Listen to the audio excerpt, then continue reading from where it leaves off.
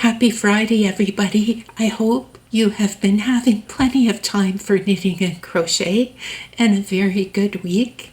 Today is March 7th. I'm Kathy.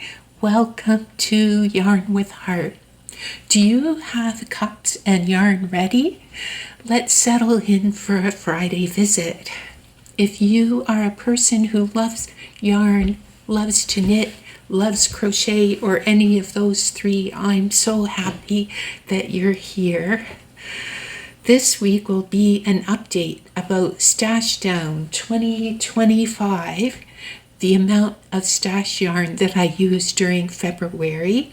Was it more yarn than I used in January? And how many projects did I complete so far this year? Also, a reveal of a gift project that I started for a family member. She has a birthday at the end of March. I have started making something special that she requested. Breaking creative rules, another challenge for all of us from the book The Little Spark, and an update on my hashtag Pink Creationist Make-Along Shawl. That is a make-along by Diane at My Pink Bathtub and Judy at Judy's Creations in Crochet. Next week will be progress about the granny cardigan that I'm crocheting for my family member, and hopefully completion of something else from my work in progress pile. Also, conversation about how crochet and knitting connect to my values. First, a quick wrap up about Stash Down 2025 for February. Thank you so much to Judy from Judy's Creations in Crochet and Bridget from Queen's Crafts by Bridget for inspiring me to try doing a Stash Down 2025. This year I am weighing projects that I have made with yarns I bought up until December 31st, 2024. Maybe I will still keep track of all the yarn that I used also, but that will be in a separate place. So this will be only stash yarn. The first item was one that I started working on last year, and I completed it this month. So I decided to include only 1/2 of the total gram weight in my Stash Down total for 2025. This was my friendship blanket. It weighed a total of 1,172 grams, and I included 526 grams in my Stash Down 2025. Oh, and any of these projects, you can look into my February videos to find more details about them. And I did type a little bit of information about the patterns and how to find them in the description box. So just a little preview. These are all my projects. So here we go. There's the first one. Now next up is the Hot Chili Shawl. This one was by Carmen Heffernan, and it was using fingering weight yarn. There's that one. These are just quickly taking a peek at them, and again you can see closer looks at all of them in my previous videos. This is my socks. These are called the Mockingbird socks by Robyn, Chachula, and it's my first time I made adult crochet socks. And now, as for my stack of washcloths, there were 5 of them this month. The Wild Rose washcloth. This one's called the Cornflower washcloth. The Shamrock, which I made into a hot pad.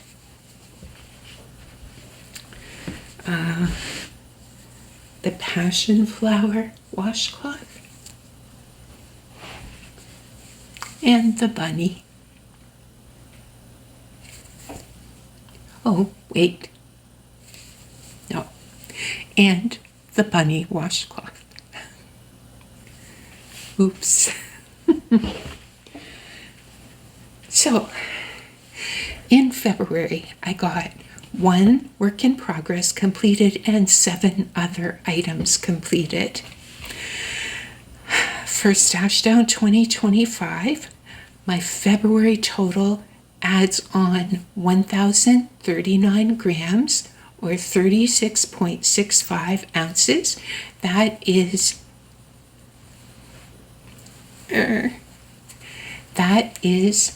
10 skeins used in February, and so far the equivalent of 15 skeins used this year. There. I'm just a mess today. Bridget has lots of ways that you can let her know your numbers each month, and you can pop over to her channel to find out how it's for everybody to join in. So her channel information and any of the channels and patterns that I mentioned, that'll be in the description box below. So next, a bit of information about Make a Long Shawl. If you haven't started yours as yet, whether you are making a knit or a crochet one, it works up lovely and it's beautiful when finished. It took me some time to find yarn in my stash that had 5 colors in it, in a number 1 or a number 2 weight. Finally, I saw a yarn, one that came in my 2024 Advent box from Cambridge Fibers. And I have a picture of it. I'll put it up here. It's the Karen X Pantone that I used. It's a blend of cotton and linen. This week, here is my completed shawl, actually just finished, and it's still a bit damp at the moment. There we go. Here's the colors. I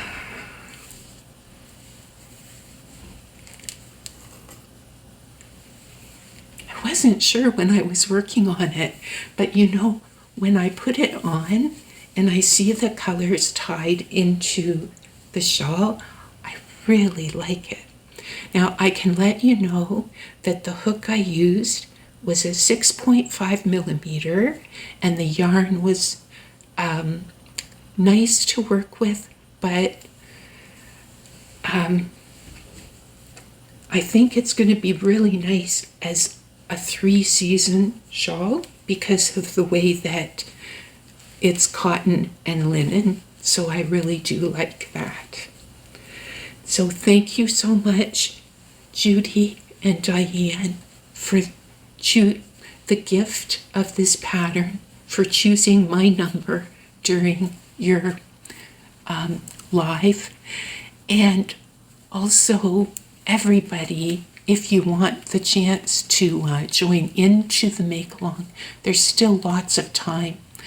I've forgotten what day the make-along runs till. I think it might be March 26th, possibly. So there's still lots of time to grab the pattern. And this one is called Wander Freely. This one is called. And the same designer did a knit one and a crochet one. And I'll put the name of the designer here. I think Heidi May. 1 second, and I'm gonna find the name of her. Hi, I'm back. Yes, her name is Heidi May, and she has a knit pattern and a crochet pattern available, and both are part of this make-along. So I can let you know the information again in the description box for both of those patterns. And another item that I've been busy working on this week, a granny cardigan by MJ Off the Hook called the Granny Crop Cardigan. So I am elbow deep in granny squares, and that means I have been busily weaving in ends. Ends galore. I think probably over 750 need to be woven in by the time I am finished, and it will be so worth it. This will be a birthday gift for a family member who I love dearly.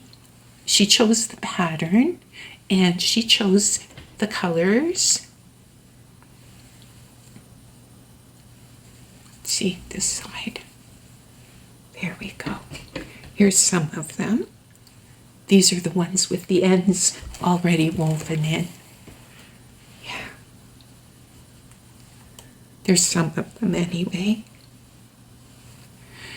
And here's the ones way over here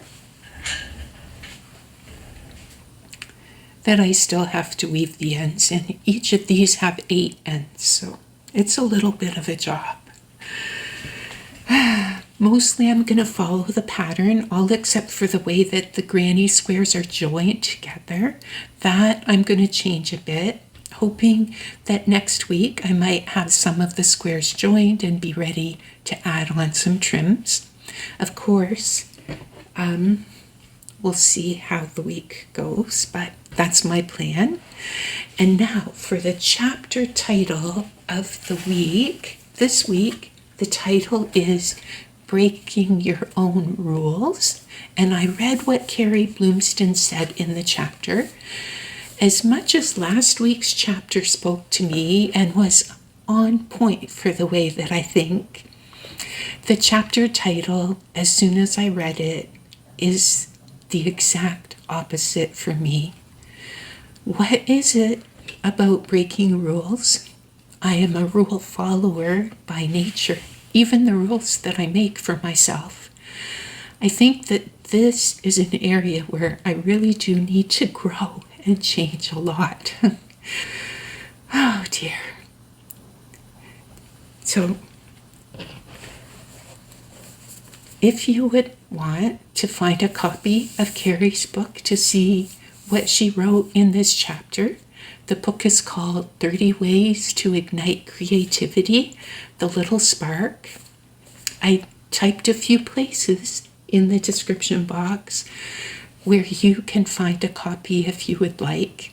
There are ebooks and paperbacks available.